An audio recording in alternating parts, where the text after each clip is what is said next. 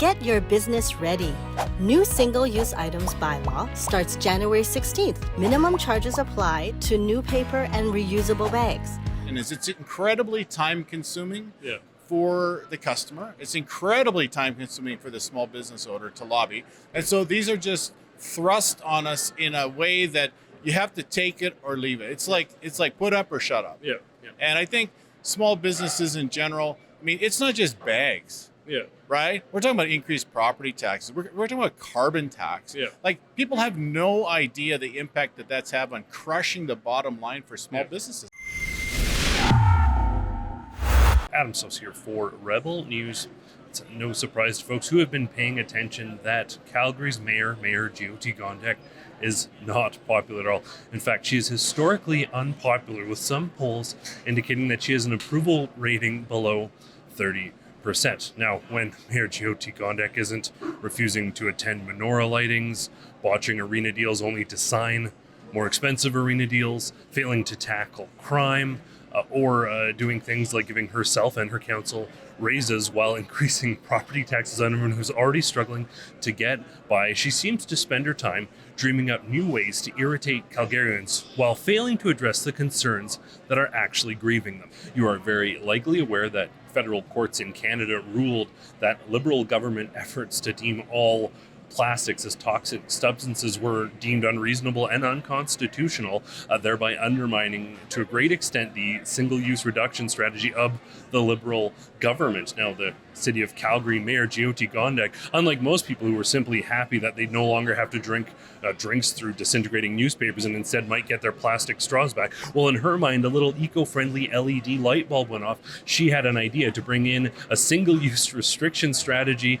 in Calgary, despite the federal defeat. She thought this was a great idea to bring it in, and people, to say the very least, are not very happy. Shockingly, this idea of hers actually became a bylaw and was successfully passed somehow by City Council.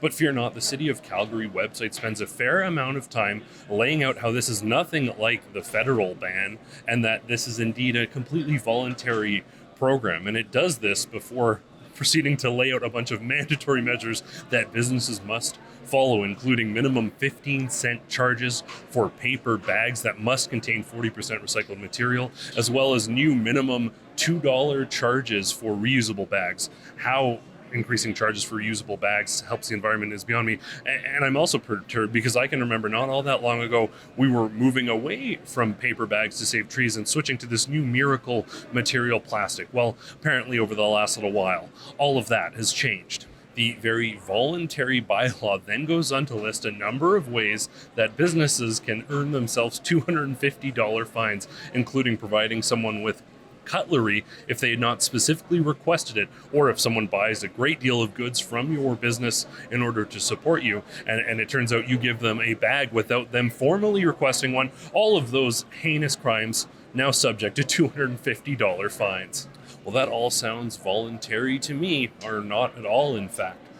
Because the problem herein, and the crux of this issue, is that these aren't simply voluntary suggestions. These aren't things that people and businesses could do to help the environment. If the city put something out suggesting that, that would be fine. Some people would choose to comply, and that's great. There is no choice here. There are fines and stipulations and regulations that must be followed, or people will be fine. And that is the problem with activists like Prime Minister Justin Trudeau or activist Mayor Jyoti Gondek. They don't want people to have choice. They want people to comply with their ideological narratives, or they want them to be fined. And as a consequence, people are rightly upset. And that includes everyone from business owners to consumers to the Premier of this province, Danielle Smith, who has weighed in saying that there needs to be an end to this bylaw. It needs to be revisited, reconsidered, and in my opinion, quite rightly, repealed altogether.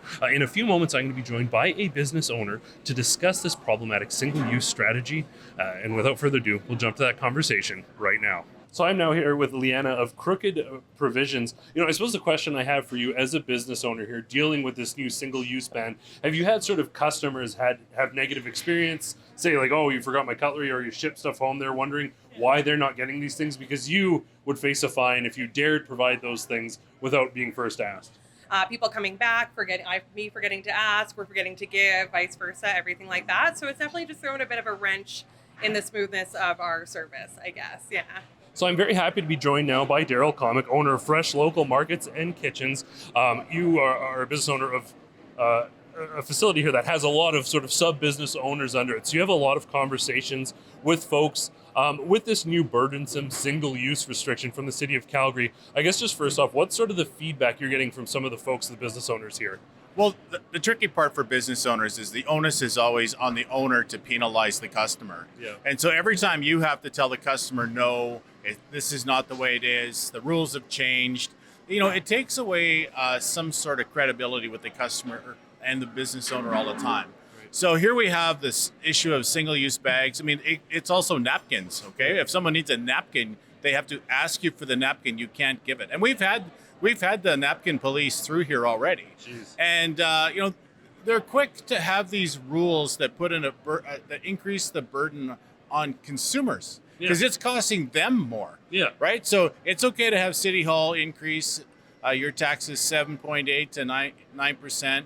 And have an increase in the value of your property and add more burden to you for costs every day. So this is like a death by 1,000 cuts. Yeah. And so I really think that they're not really interested in small business as far as municipalities go federally. I'm assuming you probably with recent laws took efforts to maybe go biodegradable or whatever it is. Does it seem like there's like sort of ever moving goalposts as a business owners to keep up with? Absolutely. Like when we open, we're really all about, trying to be as compostable as possible. So we've always had, paper bags and everything like that. So it felt like we were kind of already there. And then now, again, they're bringing in another thing. We're like, oh, okay, well, now we have to change and adjust and kind of move. And so it just adds an extra layer of sometimes stress, I guess, to just owning a business and making sure we're in compliance of everything that's implemented. Here we have bags, right? Yeah. A simple bag. It might have cost 3 cents before. It would be recycled from the city, a service to which we pay for. Yeah. We pay that already.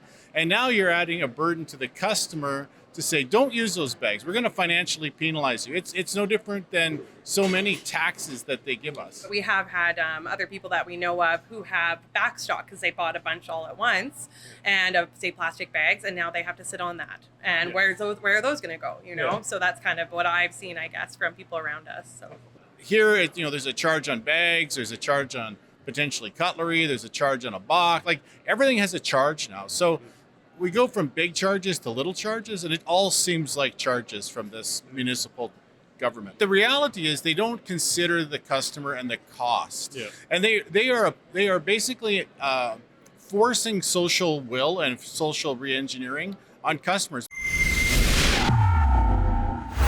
Initiatives like this new Calgary bylaw, they don't come out of nowhere. They're often being pushed by international organizations like the UN or the World Economic Forum as part of their great green resets. If you want to resist the green reset these environmental radicals are pushing, sign our petition at nogreenreset.com.